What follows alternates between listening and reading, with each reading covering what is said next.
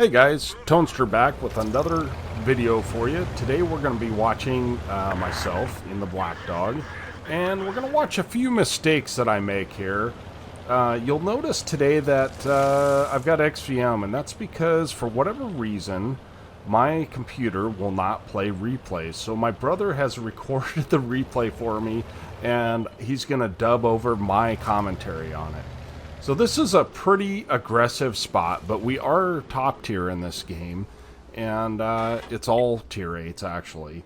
And so we're able to spot out the Scorpion G, and hopefully he ends up taking some damage. Now, again, I make some mistakes in this game, but this is a good, safe opening move, because people cross all the time here, and oftentimes you end up with a lot of spotting. So looks like they sent a lot of guys to the A-line, and it's very hard to push that A-line, especially we've got a, looks like a T-28, T-44, and Pantera as well over there. So that's going to be a rough sell for them, just with that many people. Now, I noticed that we've got kind of the middle. See, our Bat Chat 12T is kind of on the 5 line. That means we've got that middle section, and that means I can go in there and perhaps put shots into the heavies, and that's what I'd like to do. And here's a little bit of my fantastic driving, of course. So that's what I'm planning on doing. We have a fair amount of stuff over here on this side, and of course I'm trying to shoot through a rock, but that Bat Chat has not apparently been spotted, or it doesn't look like he's taken any damage, so we feel like we're pretty free to push up, right? In the meantime, I see this EBR coming up, and I'd like to get a shot on him if at all possible. So as he's crossing, we're going to go ahead and line up a shot and, of course, miss. So the shell velocity on this thing is not fantastic. But it looks like they've got just a T-54E2 and a Lurver, and also their light tank over there. And now a T-28 shows up. Now, one thing you'll notice, that mutant over there, I was able to get one side shot into him, and that guy camps me forever. So the EBR, I think, might push us, and so I'm kind of trying to get into a position where I can support my team if he does. But apparently he has not decided to push. So there are 3 or 4 guys on the enemy side. We have just about the same, but we don't have a lot of horsepower over here. We got a Progetto, which doesn't, I mean, he's got some burst power, and we've got a Bat Chat 12T, which has some burst power, and we missed that shot. That was definitely behind the guy. And we got an SU-130 PM as well. So we're just trying to get lights, and you're going to see that I make some mistakes by not watching my mini-map, and it ends up costing me quite dearly. So this Progetto is not understanding that he is in a crossfire right now. And there's really nothing I can do to that mutant. So it's 0 to 1 right now, but the real problem is that we don't control very much of the map. We do have quite a bit of the mid, but the problem is if you got guys in this corner down here in E7, E8, they get cross shots on you, and I don't know where that shot went. That was a heat round. So cross shots are just gonna tear up this defender that's up in the middle, and unless he angles for it, and I believe he goes down next.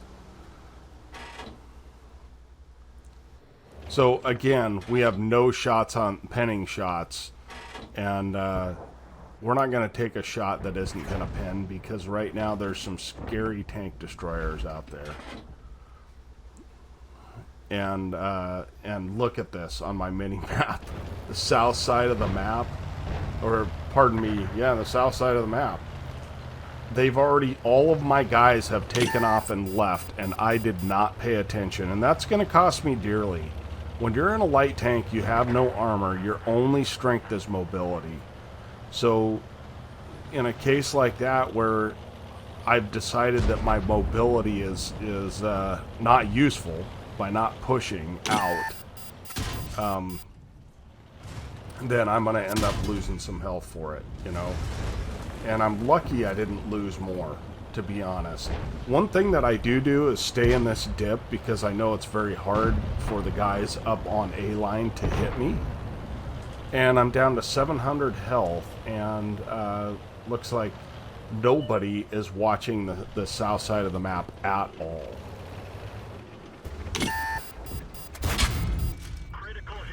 And I'm really, really surprised that I get spotted there. But I do, unfortunately, so there's another bad poke for me. Apparently that guy must have had binos, because those light French tanks do not have very good armor. So I'm just trying to see if I get spotted, right? That's really the only thing I'm doing. And I'm still using HE rounds because sometimes they're the best rounds, and we're going to see that here shortly. So it's been a slow game, right? And we put a nice shot into that T-28, and we are just waiting. And I see that he fires, right? So I know that I can get another shot into him, and I'm just trying to make sure that I hit his tracks. And we do. It's only 119 damage, but I know that I've got an SU 130 PM, and I'm calling for help from that guy. And I don't know if he has XBM or not, but we pick up 460 assist, and I know that that T-28 is going to be running for his life. So I just want to track him. That's all I want to do here. And we're able to track him and get another 400 assist. That puts us up to 1,600 assist and 485 damage. So these HE rounds are fantastic. They do, I don't know, they have over 100 penetration. I want to say 102 pen. And so even against heavily armored tanks, they can kind of do okay. So now I'm repositioning because I noticed that the south side of the map, they've got a Scorpion G that has not yet spotted me. You see how far inside my view range circle he is? And he still has not spotted me. So we go ahead and take a shot at him, but unfortunately, I get lit by the Renegade. And I'm in kind of a poor spot, because that Renegade is going to spot me every day, all the time if I stay out in that area. And I know that I've got a Scorpion G to deal with. So, and now we've got the low. And so we're just trying to call target on him, trying to get some help here. And the artillery hits him, and it looks like the SU-130 PM, he is going to have a great game just based on us. And I don't know how that guy spotted me through the bushes, but he did. He's probably just close enough. So we decide, once that Renegade's gone, I know the low has terrible view range. And we're able to put a nice tracking shot into him.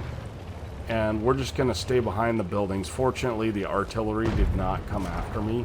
But I don't want to push up too far because I know that that Scorpion G has been looking my direction. And we've got a standard round loaded, and we just missed the mill there. So we're going to take a shot on the mill, take him out. And suddenly we pulled it back. We're up to 4K spotting just that quick.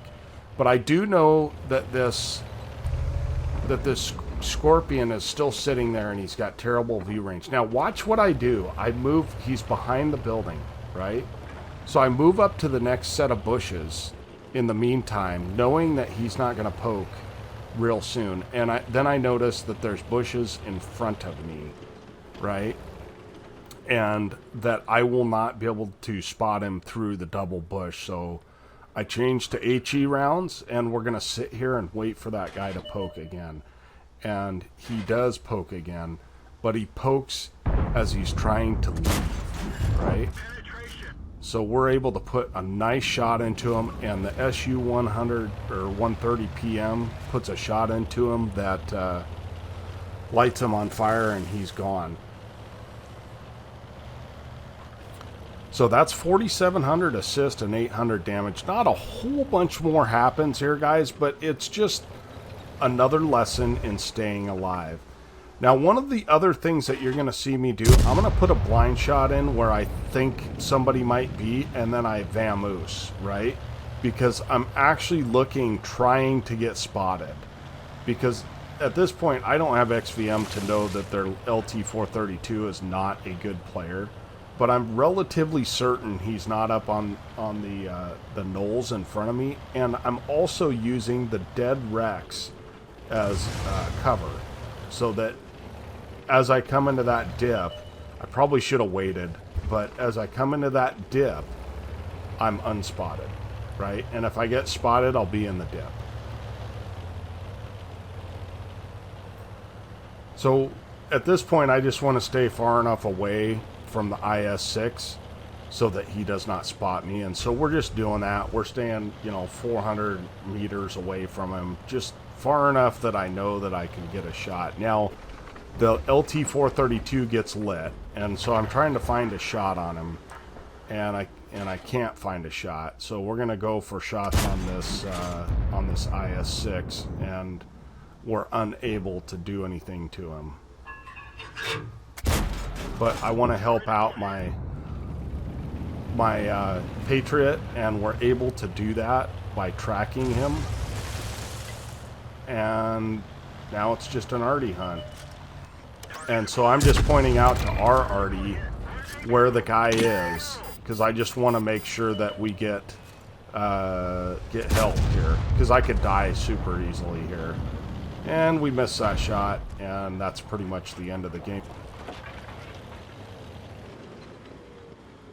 Okay, guys, here we are at the after action report, and we did get a first class out of the game, 4 bonds. We got a Confederate and a patrol duty. And when you get a patrol duty, that's always a sign of a decent scout game, because it means that you helped your team damage at least 6 tanks. By XP, we were on top, and that SU 130 PM, 4,700 damage. So that's where most of our spotting damage came from. So we were able to kind of help our team, even though we made some mistakes there. And it's kind of a commentary of don't give up, you guys. So let's take a look at shots fired. 21, 12 hits, 3 pens. So we fired a lot of HE. We did 964 damage, and we ended up with 5,400 assists. So that puts us up at 6,400 combined. I had a premium account at this time, and so I was able to pick up about 86,000 credits out of that game. And we had 1,100 XP plus bonus for premium plus our premium time. So we ended up with 2,000 total XP out of that game. Appreciate you guys watching. I'll try and get my World of Tanks fixed. I don't know if having multiple copies of it is the issue, but it could be. So again, we'll catch you guys on the next one. Toaster out.